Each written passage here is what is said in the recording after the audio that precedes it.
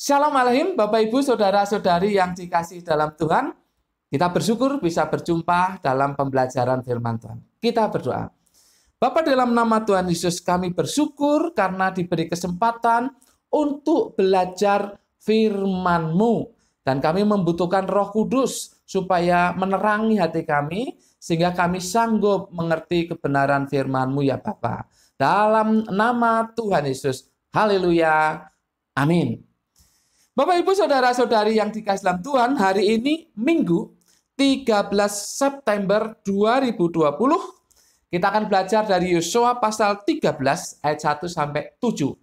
Yosua pasal 13 ayat 1 sampai 7. Judulnya Lanjutkan Perjuangan.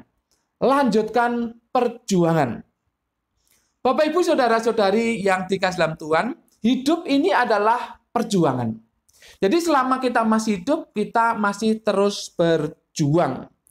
Lihat tentang Yosua, khususnya di Yosua pasal 13 ayat 1 sampai dengan yang ke-7 ini. Dia harus tetap berjuang. Ada 3 perkara penting di ayat ini yang perlu kita pelajari.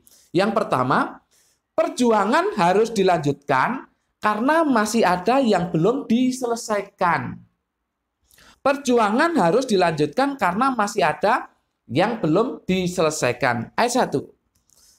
Setelah Yosua menjadi tua dan lanjut umurnya, berfirmanlah Tuhan kepadanya, engkau telah tua dan lanjut umur, dan dari negeri ini masih amat banyak yang belum diduduki. Perhatikan, ada 2 kata yang sepadan di sini, yaitu tua dan lanjut umur. Walaupun sepadan tetapi menekankan hal yang berbeda. Kata tua dalam bahasa Ibrani, zaken, itu menekankan kepada jumlah atau jumlah umurnya gitu ya. Berapa tahun, berapa tahun, berapa tahun. Kalau lanjut umur ini menekankan keberadaannya. Keberadaan yang bermasalah. Keberadaan yang tidak berdaya dalam tubuh seseorang. Jadi walaupun sama atau sepadan, tetapi penekanannya berbeda. Nah, ada orang yang menafsirkan ini kalau disejajarkan dengan Kaleb, usia Yosua itu sekitar 85. Tetapi ada yang menafsirkan lagi bahwa ini sekitar 100 tahun. Jadi sudah cukup tua ya, sudah tua lah. Nah, secara umur sudah jumlahnya seperti itu. Dan di dalam keadaan fisik, dia tentu sangat merosot, tidak berdaya karena lanjut umur tadi ya. Jadi penekanannya kepada keadaan yang sudah tidak kuat lagi, tidak berdaya. Namun sayang dalam usia yang tua dan lanjut umur masih ada yang belum diselesaikannya. Dikatakan tadi, dan dari negeri ini masih amat banyak yang belum diduduki.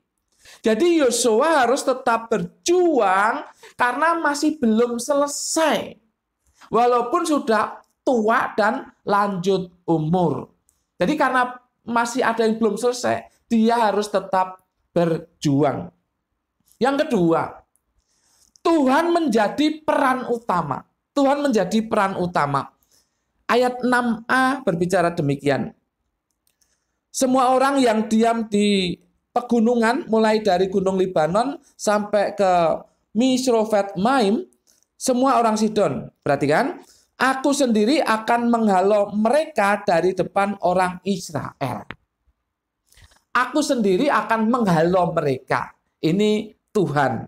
Tuhan yang akan menghalau. Tuhan sendiri yang berkarya, yang berbuat, yang bertindak. Mungkin kita berpikir, oh enak sekali bangsa Israel. Enak sekali, tetapi tidak demikian. Kita akan membaca satu ayat yang membuat ayat ini bisa digenapi. Perhatikan Ulangan pasal 11 ayat 22 dan 23. Ulangan pasal 11 ayat 22 dan 23. Saya bacakan. Sebab jika kamu sungguh-sungguh berpegang pada perintah yang kusampaikan kepadamu untuk dilakukan dengan mengasihi Tuhan Allahmu, dengan hidup menurut segala jalan yang ditunjukkannya, dan dengan berpaut padanya, perhatikan, maka Tuhan akan menghalau segala bangsa ini dari hadapanmu, sehingga kamu menduduki daerah bangsa-bangsa yang lebih besar dan lebih kuat daripadamu. Jadi ada syaratnya. Tuhan memang menjadi peran utama di sini karena Dia yang sanggup mengalahkan orang-orang Kanaan, yang sanggup menghalau mereka dari tanahnya. Tetapi itu bersyarat, yaitu ketika bangsa Israel taat kepadanya, melakukan perintahnya. Namun di sini jelas sekali bahwa Tuhan tetap menjadi peran utama di dalam keberhasilan bangsa Israel. Namun syaratnya bangsa Israel harus taat kepada Dia, melakukan perintahnya. Hal yang ketiga, mengenai keterlibatan umatnya. Ayat yang ke-6 yang selanjutnya dikatakan demikian. Hanya undikanlah dahulu negeri itu di antara orang Israel menjadi milik pusaka mereka, seperti yang kuperintahkan kepadamu. Dikatakan undikanlah. Bapak, Ibu, saudara-saudari yang dikasih dalam Tuhan, undikanlah ini tidak sekadar untuk menentukan pembagian wilayah, bukan. Bukan hanya sekedar itu, tetapi di sini tersirat untuk menentukan tanggung jawabnya. Tanggung jawab orang yang menerima wilayah itu. Makanya saya katakan ini ada keterlibatan umat Tuhan. Mereka tidak boleh malas-malas. Mereka sudah mendapatkan undian. Suku ini di sana, suku ini di sana, suku ini di sana, dan seterusnya. Tanggung jawab mereka untuk mendapatkan wilayah undian bagi mereka itu. Mereka tidak diam saja. Mereka harus terlibat. Mereka harus kerja. Mereka tidak boleh diam. Tidak boleh malas. Jadi umat Tuhan harus terlibat untuk menyelesaikan perjuangan ini. Bapak, Ibu, saudara-saudari yang dikasih dalam Tuhan, kita tidak boleh melihat usia. Kalau kita melihat usia, maka kita bisa beralasan untuk berhenti berkarya. Padahal masih ada yang bisa kita kerjakan. Masih ada yang belum kita selesaikan. Baik mungkin dalam pekerjaan secara sekuler, maupun terutama dalam pelayanan. Dalam pelayanan kita tidak bisa mengatakan, saya sudah tua, yang muda-muda saja. Lalu kita diam. Ya, tidak bisa begitu. Masih ada perjuangan yang harus kita lakukan. Kalau kita ingin menjadi berkat, maka kita harus terus berjuang, berkarya. Berapapun usia kita. Muda atau tua. Lanjut umur atau masih ya sebaya-sebaya orang muda. Itu kita harus tetap berjuang. Kalau kita ingin menjadi berkat. Di tempat pekerjaan bahkan juga seperti itu. Orang harus melihat kita yang usia tua itu menjadi teladan. Betapa semangatnya kita yang lebih tua dari mereka. Maka mereka harus semangat juga menjadi teladan. Jadi jangan dibatasi usia.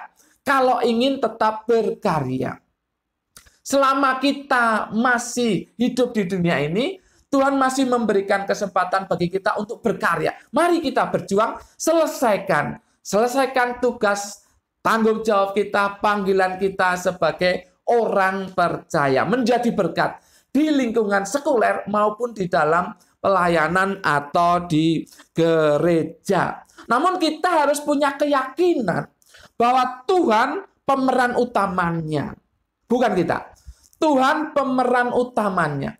Tuhan yang menyanggupkan kita untuk berjuang dan menyelesaikan pekerjaan dan tanggung jawab kita. Tuhan yang berperan secara luar biasa dalam hidup kita. Ini akan membawa kita kepada pengakuan bahwa Tuhan Maha Kuasa, luar biasa, Tuhan mengasihi kita.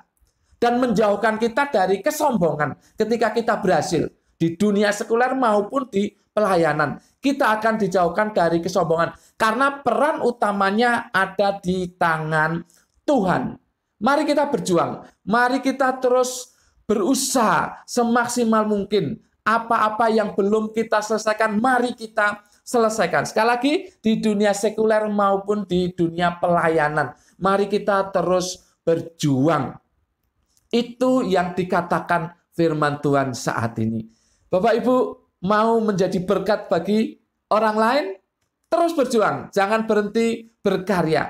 Hasilkan karya-karya secara maksimal sampai selesai. Tugas Bapak Ibu, saudara-saudari dan saya di dunia ini sampai selesai. Tuhan yang akan menolong kita. Dialah peran utamanya yang membuat kita berhasil dan kita bisa menjadi berkat bagi sesama kita. Mari berjuang, selesaikan tugas Anda dan saya di dunia ini. Amin. Mari kita berdoa. Bapa, dalam nama Tuhan Yesus, terima kasih atas perintah-Mu atau peringatan-Mu untuk kami tetap berjuang di usia berapapun kami. Karena masih ada yang belum kami selesaikan. Supaya kami menjadi berkat baik di dunia sekuler maupun pelayanan atau gereja. Kami ingin menjadi berkat. Tapi kami meyakini bahwa Engkau peran utamanya. Engkau yang memberikan keberhasilan. Terima kasih Bapak. Dalam nama Tuhan Yesus, kami mengucap syukur dan berdoa. Semua yang siap berjuang berkata, amin. Tuhan memberkati Bapak, Ibu, Saudara-saudari senantiasa.